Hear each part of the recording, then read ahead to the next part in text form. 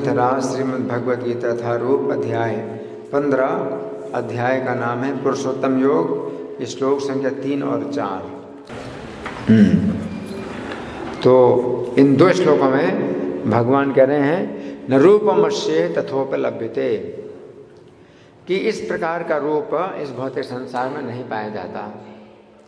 कैसा रूप? जो संसार वृक्ष का है। संसार का जो वृक्ष है जैसा है ऐसा कोई वृक्ष नहीं होता है ना, क्योंकि संसार वृक्ष की जड़ ऊपर है और तना नीचे है और फिर शाखाएं ऊपर नीचे फैली हुई है। तो भौतिक संसार में ऐसा वृक्ष नहीं पाया जाता।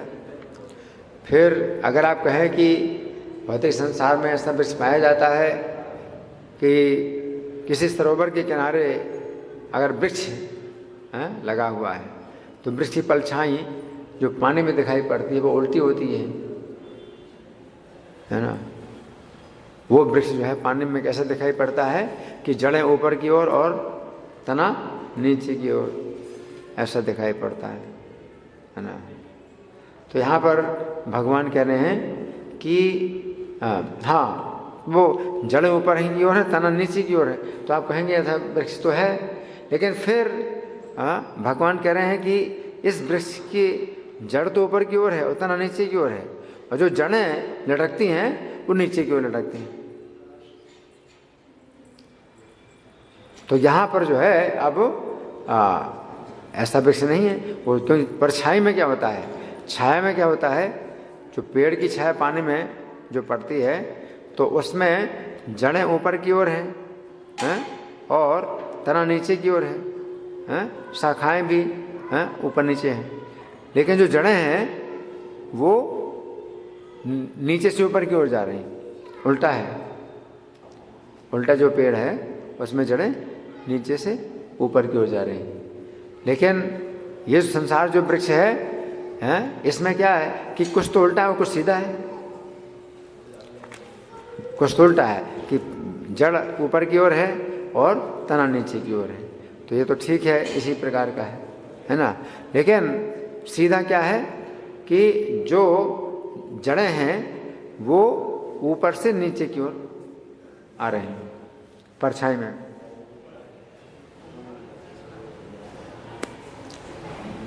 हाँ नहीं, परछाई में क्या है, जो जड़ें होती पेड़ की वो नीचे से ऊपर की ओर जा रही हैं, है ना। जबकि संसार वृक्ष में क्या है कि जड़ें ऊपर से नीचे की ओर आ रही हैं। तो यहाँ भगवान कह रहे हैं कि ऐसा जो वृक्ष है इस संसार में नहीं पाया जाता है। नान तो न चादिर न चासम प्रतिष्ठा, और इस वृक्ष का ना तो अंत है, ना आदि है और ना मध्य है। कि संसार वृक्ष एक ऐसा है कि जिसका ओर छोर है ही नहीं, और जो जीव इस संसार वृक्ष में फंस जाता है तो इसी वृक्ष में ही वो ऊपर की शाखा में, कभी नीचे की शाखा में, कभी आगे, कभी पीछे, कभी दाएं बाएं, इसी वृक्ष में ही वो जो है फंसा रहता है। और इस वृक्ष का ना तो आदि जान पाता है, ना अंत जान पाता है, ना मध्य जान पाता है ना। संसार वृक्ष इतना विस्तृत है कि जीव इसी में ही ऊपर नीचे, आगे पीछे भ्रमण करता रहता है, और इसका अंत है ही नहीं कहीं। ना आदि है, ना अंत है, ना मध्य है ना। तो भगवान कह रहे हैं अश्वत्थमेनम सुविरूढ़ मूलम। तो ये जो वृक्ष है ये जीव को जो है बांधता है अपनी जड़ों के द्वारा। अपनी जड़ों के द्वारा जीव को बांधता है कि जीव इससे छूट नहीं पाता है। मूल कैसी है? सुविरूढ़ है। सुविरूढ़ मूल का मतलब है कि जड़ें जो है बहुत ही मजबूत हैं। असंग शस्त्र न दृढ़ छत्वा। तो अगर जड़ें बहुत मजबूत हैं जो जिनसे कि आप बंधे हुए हैं, तो इस बंधन को काटने के लिए आपके पास भी हथियार होना चाहिए। कैसा? दृढ़ हथियार होना चाहिए। बहुत मजबूत आपके पास हथियार होना चाहिए। और वो हथियार कौन सा है? असंग शस्त्रेण। असंग का मतलब है विरक्ति का हथियार।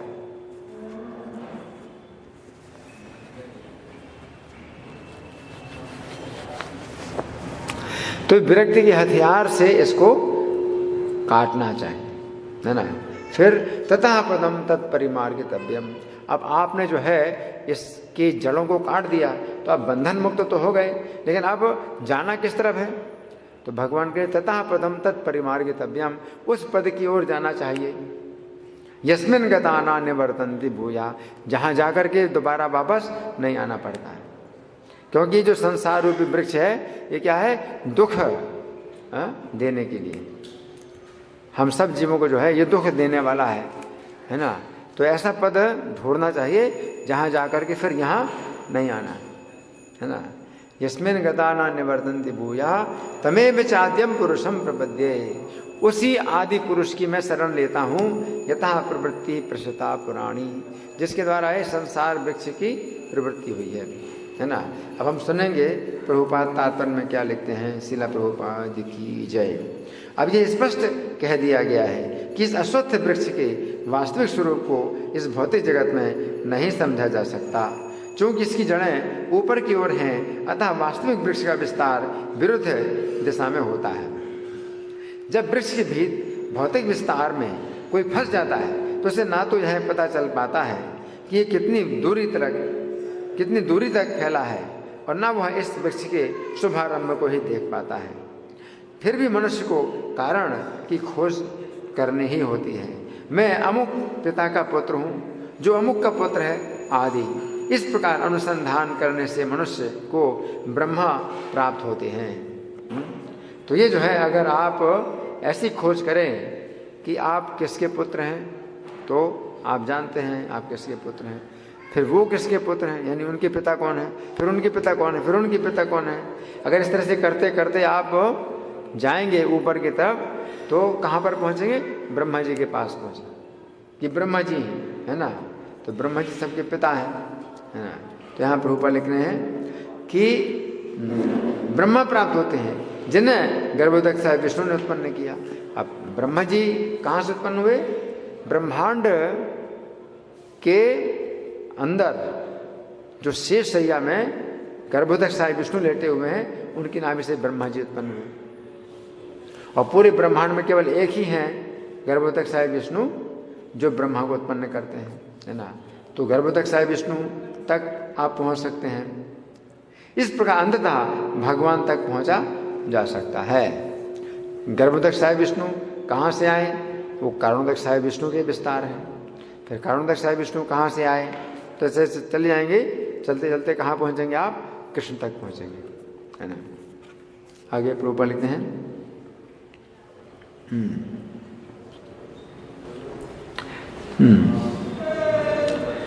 इस प्रकार अंततः भगवान तक पहुंचा जा सकता है, जहां सारी गवेषणा का अंत हो जाता है। मनुष्य को इस वृक्ष के उद्गम परमेश्वर की खोज ऐसे व्यक्तियों की संगति द्वारा करनी होती है जिन्हें उस परमेश्वर का ज्ञान प्राप्त है। इस प्रकार ज्ञान से मनुष्य धीरे धीरे वास्तविकता के इस छद्म प्रतिबिंब से विलग हो जाता है, और संबंध विच्छेद होने पर वह वास्तव में मूल वृक्ष में स्थित हो जाता है। तो मूल वृक्ष क्या है? इस भौतिक जगत से संबंध विच्छेद हो जाता है, इस भौतिक वृक्ष से संबंध विच्छेद हो जाता है, तो हम वास्तविक वृक्ष में जाते हैं।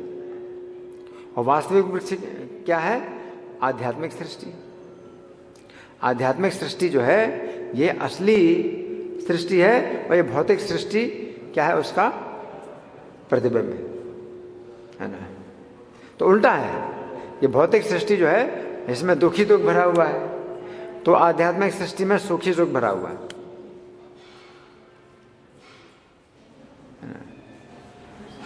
तो यहां पर प्रभुपाद लिखते हैं कि मूल वृक्ष में स्थित हो जाता है।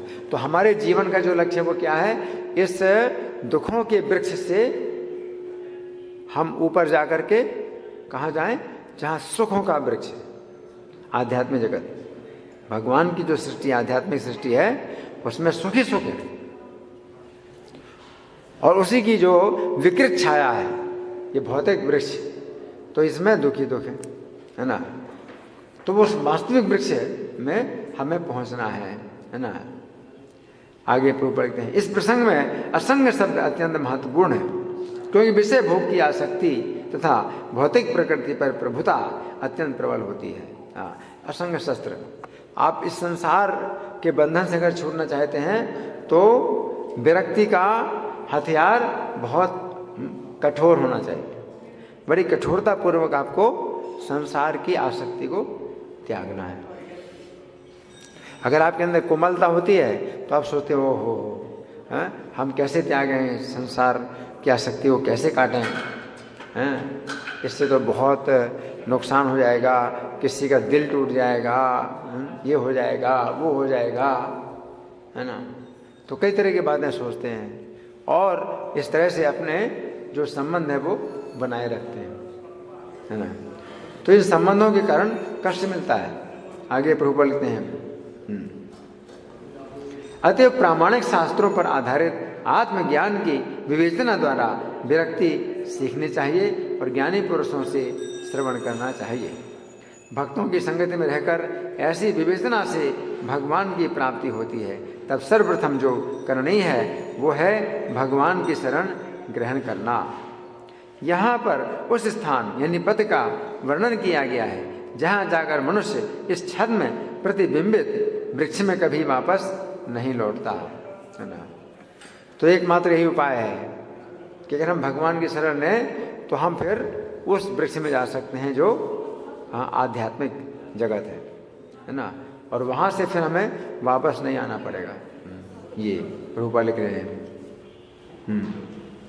भगवान कृष्ण वह आदि मूल हैं जहाँ से प्रत्येक वस्तु निकली है। उस भगवान का अनुग्रह प्राप्त करने के लिए केवल उनकी शरण ग्रहण करनी चाहिए, जो श्रवण कीर्तन आदि द्वारा भक्ति करने के फलस्वरूप प्राप्त होती है ना। तो भगवान की जो शरण है, अगर हमें लेना है तो हमें कैसे लेना है? 9 प्रकार की भक्ति का पालन करने से, है ना।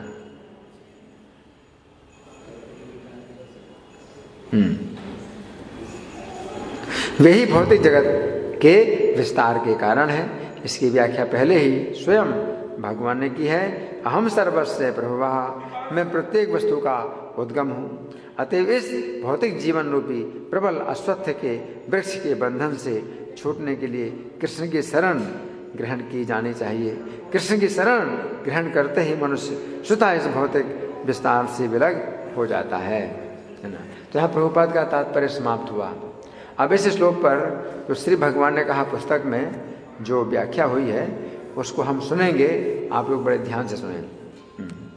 पिछले श्लोक में श्री कृष्ण ने बताया था कि संसार रूपी वृक्ष की जड़ें नीचे की ओर बहुत फैली हुई हैं, जो मनुष्यों को कर्म के बंधन से बांधने वाली हैं।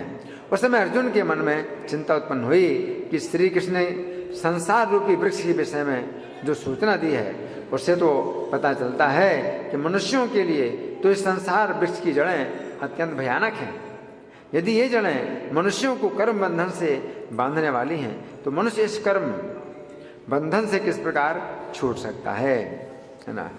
ये अर्जुन के मन में ये विचार आया है ना। क्या विचार आया? कि संसार के वृक्ष बहुत भयानक हैं, अगर ये कर्म बंधन से बांधने वाली हैं तो कैसे कोई छूट सकता है।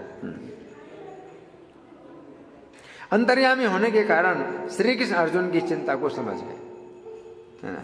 अर्जुन ने ऊपर से प्रश्न नहीं किया, या अर्जुन ने मन में जो जिज्ञासा की तो कृष्ण समझ गए। अतः उन्होंने इन 2 श्लोकों में बताया है कि मनुष्य को संसार रूपी वृक्ष के बंधन से छूटने के लिए श्री कृष्ण की शरण लेनी चाहिए। इन 2 श्लोकों में श्री कृष्ण की 5 अत्यंत महत्वपूर्ण शिक्षाएं हैं जिनकी हम क्रम पूर्वक चर्चा करेंगे। अब इस श्लोक की प्रथम पंक्ति के शब्द क्या है? न रूपम अस्य इह तथा उपलभ्यते, अर्थात इस संसार वृक्ष का ऐसा रूप इस जगत में नहीं प्राप्त होता है।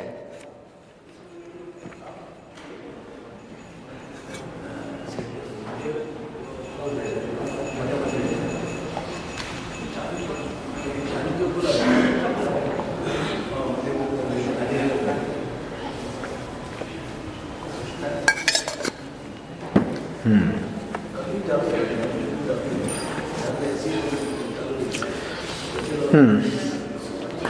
पहली पंक्ति में भगवान कह रहे हैं इस संसार वृक्ष का ऐसा रूप इस जगत में नहीं प्राप्त होता है।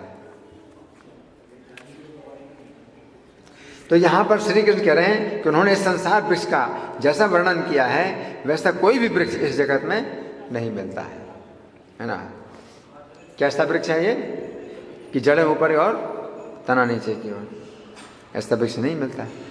और अगर आप कहें कि नहीं पानी में तो परछाई दिखाई पड़ती है तो ठीक है, ऐसा वृक्ष है तो, लेकिन फिर भगवान ने क्या कहा है इसमें कि संसार रूपी वृक्ष की जो जड़ें हैं वो नीचे से और नीचे जा रही हैं, नीचे से और नीचे जा रही हैं, ऊपर क्यों नहीं जा रही।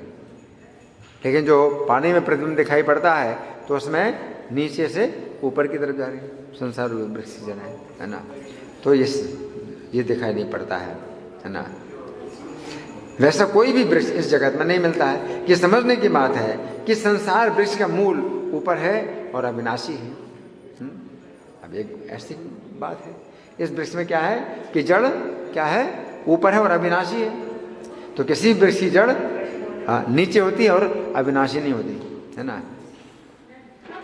सामान्य वृक्षों में तो ऐसा होता है कि जिस समय वृक्ष का मूल नष्ट हो जाता है उस समय वृक्ष भी नष्ट हो जाता है। अगर मूल नष्ट हो जाए तो पेड़ भी नष्ट हो जाएगा, फिर वृक्ष नहीं रहेगा अगर जड़ नष्ट हो गई। परंतु ये संसार वृक्ष ऐसा है कि इस वृक्ष का मूल नष्ट नहीं होता है, मूल नष्ट नहीं होता है ना, परंतु वृक्ष नष्ट हो जाता है। अक्सर क्या होता है, कोई पेड़ की जड़ अगर नष्ट हो जाए तो फिर पेड़ नष्ट हो जाता है तुरंत। लेकिन ये जो संसार रूपी वृक्ष कैसा है कि जड़ कभी नष्ट नहीं होती और वृक्ष नष्ट होता है और जड़ से फिर से वृक्ष दूसरा पैदा होता है। तो वृक्ष जो है, जो जड़ है, अविनाशी होने के कारण ये वृक्ष बार बार नष्ट होता है तो फिर उत्पन्न हो जाता है ना। तो ऐसा पेड़ कोई है ही नहीं, ऐसा पेड़ कोई नहीं है ना। अगर पहली बात तो है कि जड़ कभी ऐसा कोई पेड़ है नहीं जिसकी जड़ अविनाशी हो, जड़ नष्ट ना हो, ऐसा कोई पेड़ है ही नहीं। और अगर मान लीजिए कि जड़ को नष्ट नहीं किया और पेड़ आपने काट दिया तो एक बार अंकुरित हो जाएगा, एक बार अंकुरित हो जाएगा, बाद में तो फिर क्या है कि जड़ सहित नष्ट होना ही है उस वृक्ष की जड़ में, है ना। लेकिन ये जो संसार रूपी वृक्ष है ये ऐसा है कि इस वृक्ष का मूल नष्ट नहीं होता है, परंतु वृक्ष नष्ट हो जाता है और वृक्ष के नष्ट होने के बाद पुनः उसी मूल से वृक्ष उत्पन्न होता है। ऐसा वृक्ष श्री कृष्ण ही उत्पन्न कर सकते हैं जिसका विनाशी मूल श्री कृष्ण ही है ना। अब दूसरी पंक्ति के शब्द क्या है, इस संसार वृक्ष का ना तो आदि है ना अंत है और ना ही यहाँ पर कोई सुरक्षित स्थिति है ना। तो यहाँ पर श्री कृष्ण कह रहे हैं कि संसार वृक्ष का ना तो आदि है तथा ना ही अंत है और ना ही इसकी कोई सुरक्षित स्थिति है। तो ये बात श्री कृष्ण जीवों की दृष्टि से कह रहे हैं कि कोई भी जीव अपने प्रयास से इस भौतिक सृष्टि का ओर छोर नहीं जान सकता है। कोई भी जीव अपने प्रयास से भौतिक सृष्टि का ओर छोर नहीं जान सकता है। आज के वैज्ञानिक, आप सुनिए, आज के वैज्ञानिक अपने दूरदर्शी यंत्रों के द्वारा भी नहीं जान सकते हैं कि सृष्टि का विस्तार कितनी दूरी तक है। भागवत के 5वें स्कंध के अंतर्गत अध्याय संख्या 14 में वर्णन आता है कि बद्ध जीव लोभवश कुछ भौतिक सुख लाभ करने की इच्छा से इस भौतिक जगत रूपी जंगल में प्रवेश करता है। धीरे धीरे वह वन के सघन भाग में प्रवेश करता है तथा वो यह नहीं जानता है कि वो बाहर कैसे निकले। वो ऐसी स्थिति में फंस जाता है कि वो ना तो उस स्थान में जा सकता है जहाँ से वो आया है और ना ही वो ऐसा मार्ग जानता है जिससे वो इस जंगल से बाहर निकल सके। आदि और अंत का पता नहीं। तो भौतिक सृष्टि में आप बार बार जन्म ले रहे हैं तो आपको कुछ भी पता नहीं कि कब आप आए थे, आदि क्या है। इस भौतिक सृष्टि में आप कब आए हैं यह तो आपको पता नहीं, और कब तक निकलेंगे ये भी पता नहीं, कोई अंत ही नहीं है। इस संसार जंगल में प्रवेश करके जीव सांसारिकता में बंध जाता है। इस प्रकार जीव माया के वशीभूत हो जाता है। वो एक के पश्चात एक इस प्रकार अनेक शरीर धारण करता है। वो कभी स्वर्गलोक तो कभी भूलोक और कभी पाताल लोक तथा निम्न योनियों में प्रवेश करता है।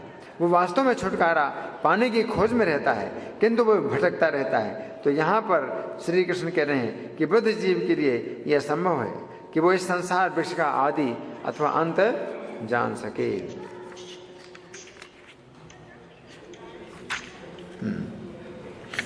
तो यहां पर श्री कृष्ण कह रहे हैं कि बद्ध जीव के लिए इस संसार वृक्ष में समप्रतिष्ठा नहीं है। समप्रतिष्ठा शब्द का अर्थ है सुरक्षित स्थिति।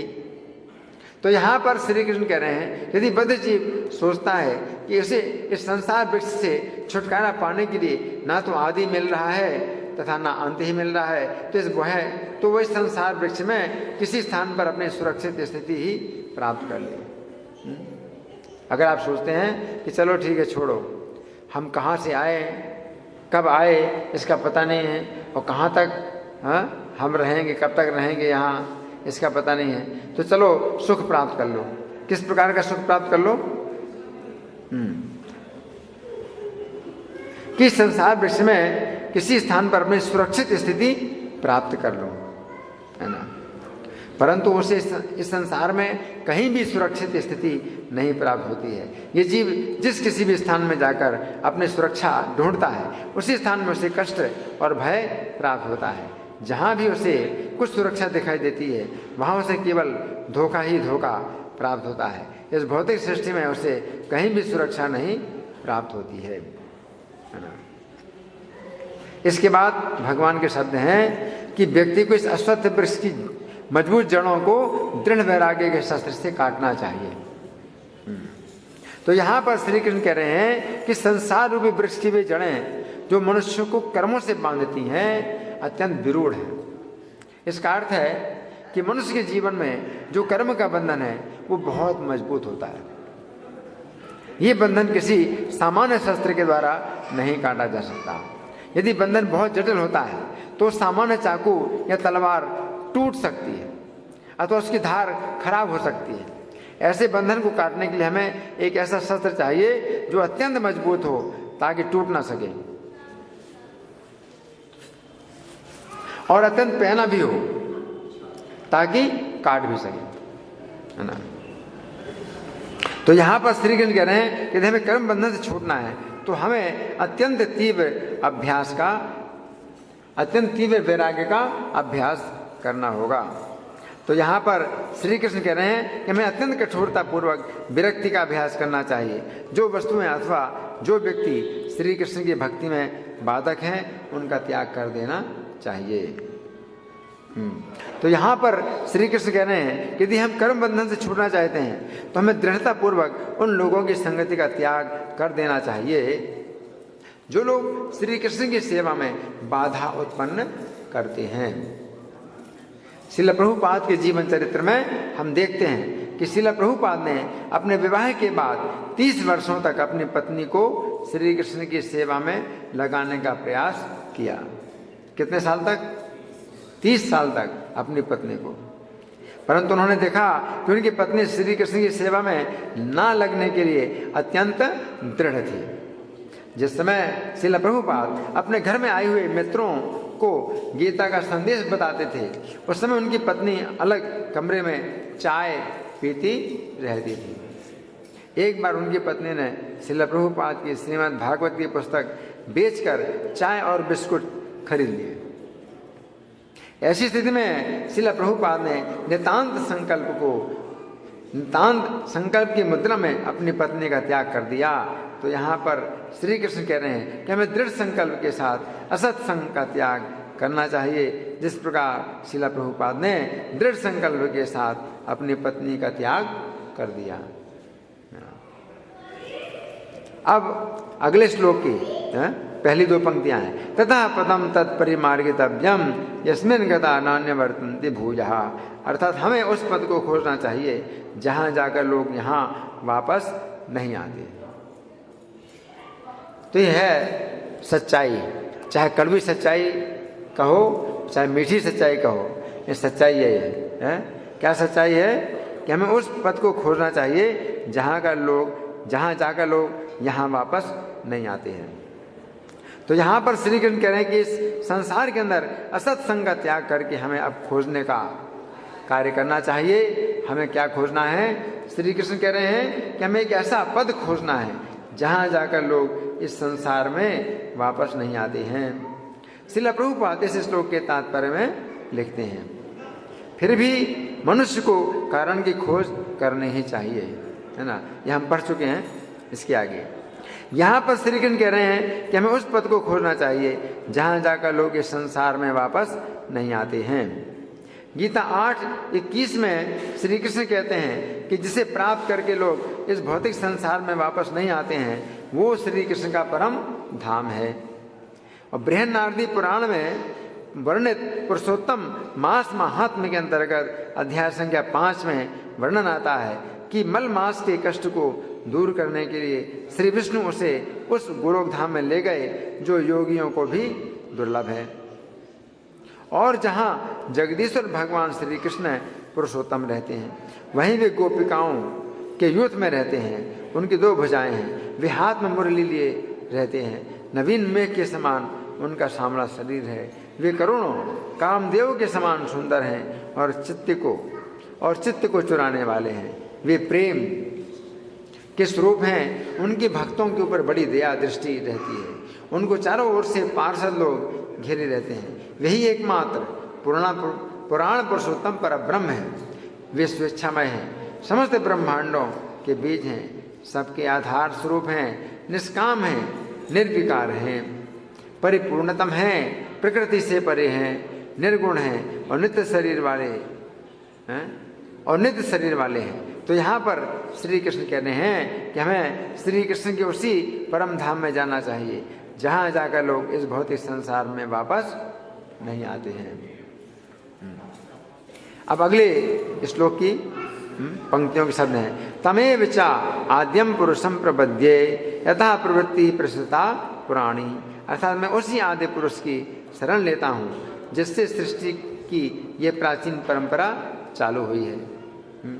सृष्टि की प्राचीन परंपरा चालू हुई है जिसके द्वारा, इसका मतलब क्या है? सृष्टि के बाद प्रलय, प्रलय के बाद सृष्टि, फिर प्रलय, फिर सृष्टि, इस प्रकार से प्राचीन परंपरा चालू हुई है।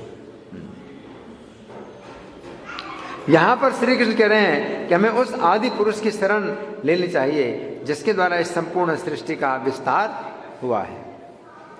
हमें उन श्री कृष्ण की शरण लेनी चाहिए जो 3 गुणों से परे हैं, जो अद्वितीय हैं, जो गोप वेशधारी हैं और सदा किशोर अवस्था में रहते हैं, जो अति सुंदर हैं, जो वृंदावन के अंदर रास मंडल की शोभा बढ़ाते हैं, जो सौम्य स्वभाव वाले हैं, जो असंख्य ब्रह्मांडों के अधिपति हैं, जो परिपूर्णतम पुरुषोत्तम है, जिनके मुख पर मंद मुस्कान की दिव्य छटा रहती है, जो सुंदर मधुर मंद गति से चलते हैं, जिनके चरणों में मंजीर और नूपुरों का झंकार होता है, जिनकी कटी में खनखनाती हुई करधनी शोभा देती है, जो सुंदर कंठहार से सुशोभित होते हैं तथा जिनके मुख पर काले घुंघराले केशों की शोभा रहती है। तो यहाँ पर श्री कृष्ण कह रहे हैं कि हमें उस आदि पुरुष की शरण लेनी चाहिए जिसके द्वारा इस संपूर्ण सृष्टि का विस्तार हुआ है। भागवत के 10वें स्कंद के अंतर्गत अध्याय संख्या 14 में वर्णन आता है कि जिस समय ब्रह्मा जी ने श्री कृष्ण के सखाओं तथा उनके बछड़ों को चुराकर उनकी परीक्षा लेनी चाहिए। कैसे परीक्षा लेनी चाहिए भगवान की? उनके सब पशुओं चुरा लिया और सखाओं को चुरा लिया। उस समय श्री कृष्ण ने अपनी योग शक्ति द्वारा अपने आप को ही सभी सखाओं तथा बछड़ों के रूप में प्रकट कर दिया। ऐसी स्थिति में ब्रह्मा जी ने श्री कृष्ण की शरण ली उन्होंने भागवत 10:14-1 में कहा, हे प्रभु, आप ही एकमात्र पूज्य भगवान हैं, अतः मैं आपको प्रसन्न करने के लिए सदा नमस्कार करता हूँ और आपकी स्तुति करता हूँ। तो इस घटना से हमें शिक्षा मिलती है कि यदि इस सृष्टि के निर्माता ब्रह्मा जी भी श्री कृष्ण की शरण लेते हैं तो सृष्टि के अंदर कुछ कौन ऐसा है जिसे श्री कृष्ण की शरण नहीं लेनी चाहिए। तो इस तरह से हमने आज के श्लोक पर कुछ चर्चा की। अब आप लोगों की ओर से कोई प्रश्न है या कोई चर्चा है, या मैं प्रश्न करूं? आज के श्लोक में आप लोगों की ओर से कोई प्रश्न है, कोई चर्चा है, या मैं प्रश्न करूं? मैं प्रश्न करूं? ठीक है, तो मैं प्रश्न कर रहा हूं। तो इस श्लोक की जो पहली पंक्ति है उसमें भगवान क्या कह रहे हैं कि यह अश्वत्थ वृक्ष है, एक ऐसा वृक्ष है जैसा वृक्ष कहीं पाया नहीं जाता। ये वृक्ष ऐसा है जैसा कभी नहीं पाया जाता है। तो ऐसी क्या बात है इसमें जो और दूसरे वृक्षों में नहीं पाई जाती? कौन बताएगा? ये संसार वृक्ष क्या है, कुछ विशेष इसमें क्या बात है जो ऐसा इस भौतिक संसार में वृक्ष नहीं दिखाई पड़ता? क्या चीज़ है वो? कौन बताएगा?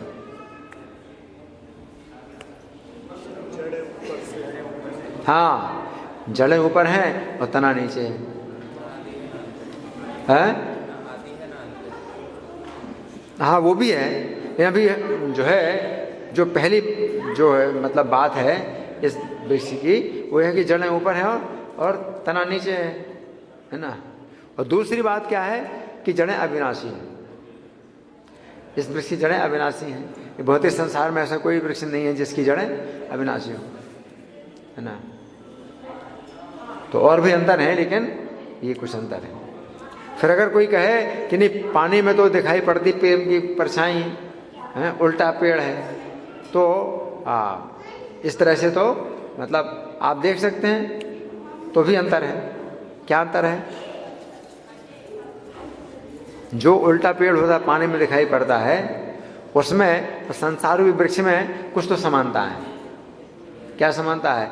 जड़ ऊपर की हो गई है ना, और तना और शाखा नीचे की हो गई। तो सिर्फ है इसका मूल नहीं वृक्ष खत्म उसका। हाँ, नहीं, लेकिन मैं ये बता रहा हूँ कि अगर आपको अगर कोई कहे कि भाई पानी में तो दिखाई पड़ रहा है उल्टा पेड़ है, तो ये संसार रूपी वृक्ष है, दिखाई तो पड़ता है पानी में उल्टा, तो भी इसमें सब कुछ उल्टा नहीं है, सब कुछ उल्टा नहीं है। ठीक है, जड़ उल्टी है कि नीचे ना होकर ऊपर है, और तना उल्टा है कि तना जो है ऊपर ना हो करके नीचे की तरफ है। नहीं है? हाँ, तना जो है ऊपर से नीचे की ओर आ रहा है ना। हाँ, लेकिन जो जड़ें हैं वो फिर भी सीधी हैं। संसार वृक्ष की जो जड़ें हैं वो कैसी हैं? नीचे से और नीचे की ओर जा रही हैं, ऊपर की तरफ नहीं जा रही है ना। ये जो पानी में दिखाई पड़ता है वो कैसा है कि वो ऊपर से नीचे की ओर जा रही है, नीचे से ऊपर की ओर जा रही है। पानी में दिखाई पड़ता है जड़ ऊपर से नीचे की ओर जा रही है ना। अच्छा, और यहाँ पर बताया गया है कि ये संसार रूपी वृक्ष का ना तो अंत है और ना आदि है और ना सुरक्षा है। इसको कैसे समझें? इसका क्या मतलब है? कैसे समझें? इसका ना तो अंत है और ना आदि है और ना पूरी सुरक्षा है। क्या मतलब? हाँ जी, आप बताइए, जोर से बोलो और जोर से बोलिए। क्या कह रहे हैं? पृथ्वी का वातावरण ऐसे ही चलता है। पृथ्वी का वातावरण ऐसे ही चल रहा है? नहीं, यहाँ पर बता रहे हैं कि इसका अंत नहीं है। फंसते हाँ चलता रहेगा, आप कभी छूटेंगे नहीं। इसमें जो है जन्म के बाद मरण, मरण के बाद जन्म, फिर इस तरह से 84 लाख योनियों में घूमते रहो, है ना। स्वर्ग से नरक जाओ, नरक से स्वर्ग जाओ, तो इसमें ही चलते रहेंगे, इसका अंत है ही नहीं, है ना। यह संसार है बहुत उस्तारे, इसका कोई पार नहीं है ये संसार, है ना। तो एक तो इसका अंत नहीं है और आदि नहीं है इसका। इसको कैसे समझें? इसका आदि नहीं, प्रारंभ नहीं है, इसको कैसे समझें?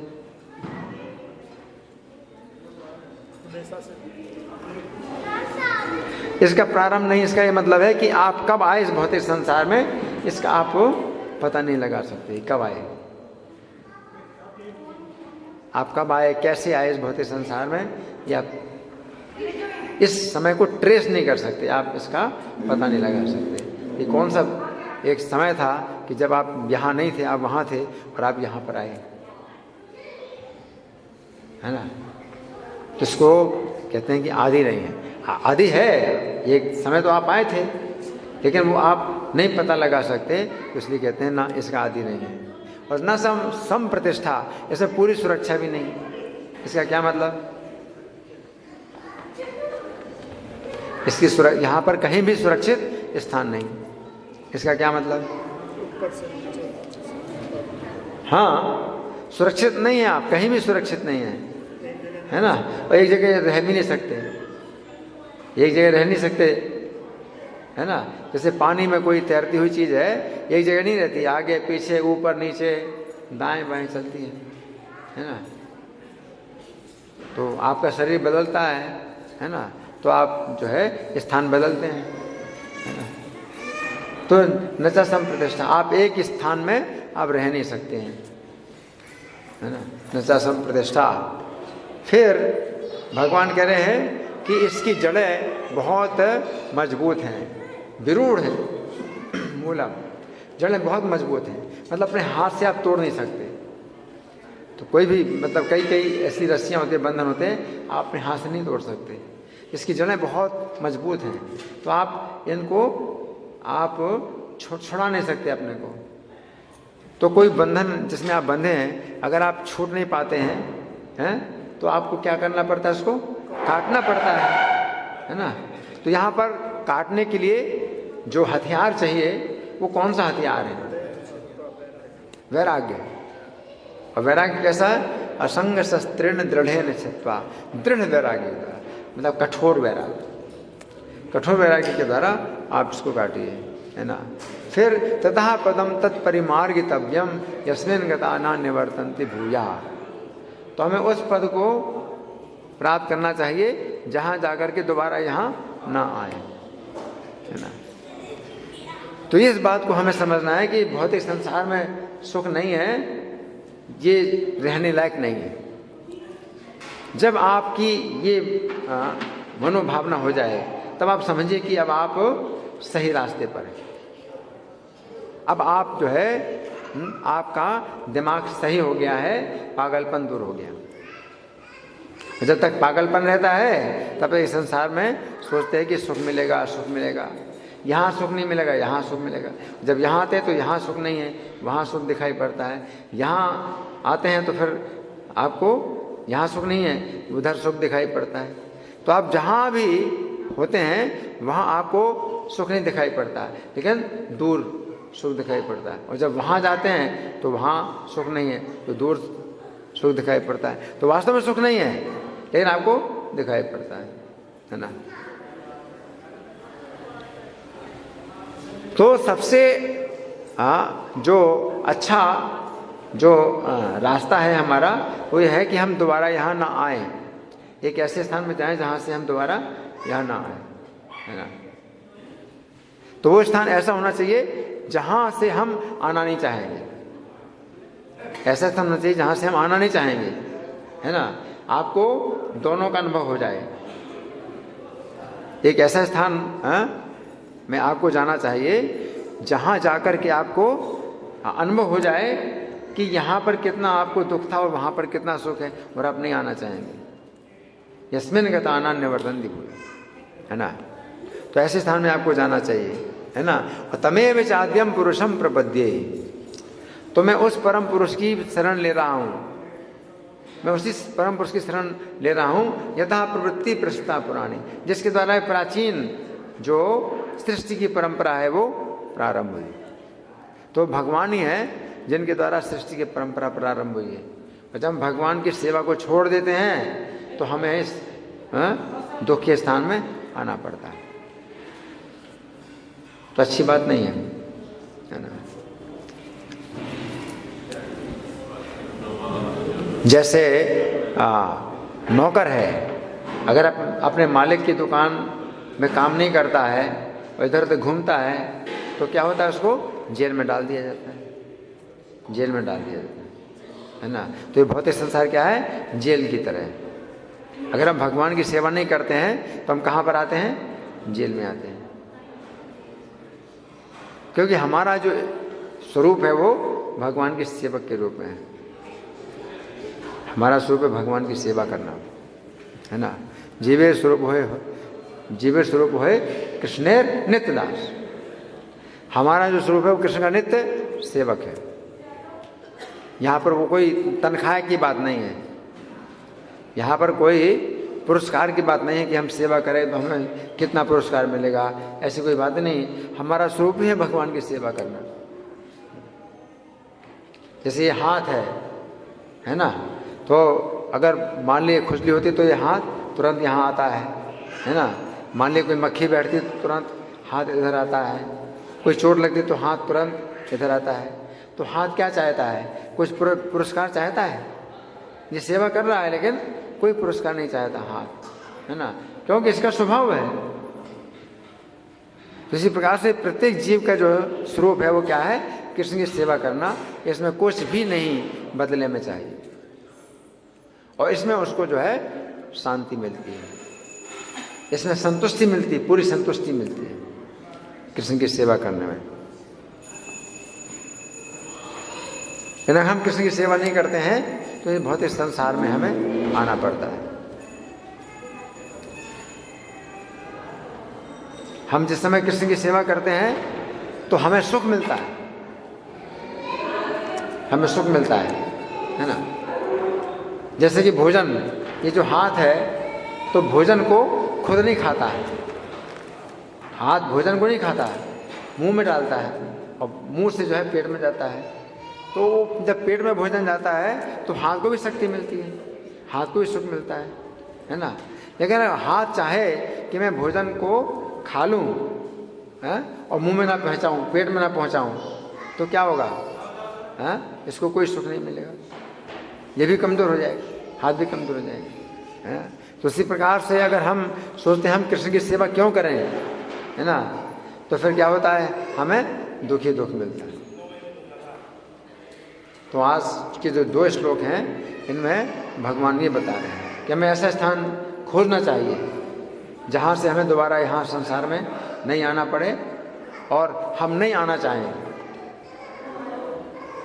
ऐसा नहीं है कि आप आ नहीं पाएंगे, ऐसा नहीं कि आप नहीं आ पाएंगे, हाँ, आप आना ही नहीं चाहेंगे। ऐसा स्थान है, ऐसा स्थान खोजो। धन्यवाद। ग्रंथराज श्रीमद् भगवद गीता की जय, श्रील प्रभुपाद की जय।